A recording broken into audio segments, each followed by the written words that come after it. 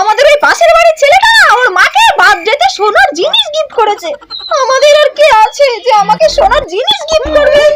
হ্যাঁ রে মনে, আর তোকে কি দুঃখের কথা বলবো বল তো। কার সাথে কথা বলছেন মা? আরে বৌমা, তোমার মাসি শাশুড়ি ফোন করেছে, ভালো মাসি। ও মাসিমা ফোন করেছে? তা মা আপনি মাসিমাকে কি এমন দুঃখের কথা বলছেন?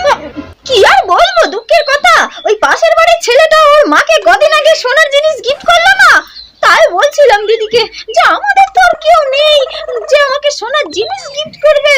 ও তাই, ঠিক আছে মা, আপনি একটুও দুঃখ করবেন না মনে। হ্যাঁ, আমি আপনাকে সোনার জিনিস গিফট করব, ঠিক আছে? হ্যাঁ, কি বললে তুমি বৌমা? তুমি সত্যি বলছো? তুমি আমাকে সোনার জিনিস গিফট করবে? এই হ্যালো বানু, বানু শুনলি? আমার বৌমা আমাকে সোনার জিনিস গিফট করবে। কি সুন্দর লক্ষ্মীমন্ত মেয়ে এনেছি ঘরে বৌমা। আমি এক্ষুনি নিয়ে আসছি আপনার জন্য সোনার জিনিস। আপনি একটু দাঁড়ান মা। হ্যাঁ যাও যাও। এই ভানু শুনলি তো? এক্ষুনি আমার বৌমা গেল আমার জন্য সোনার জিনিস আনতে। এই ভানু রাখ, এখন রাখ, হ্যাঁ পরে তোকে ফোন করবো। ও মা, এই নিন আপনার গিফট। তুমি নিয়ে চলে এসছো? কই দেখি দেখি। সোনার জিনিস এনেছে আমার বৌমা। এ কি বৌমা, এটা কি?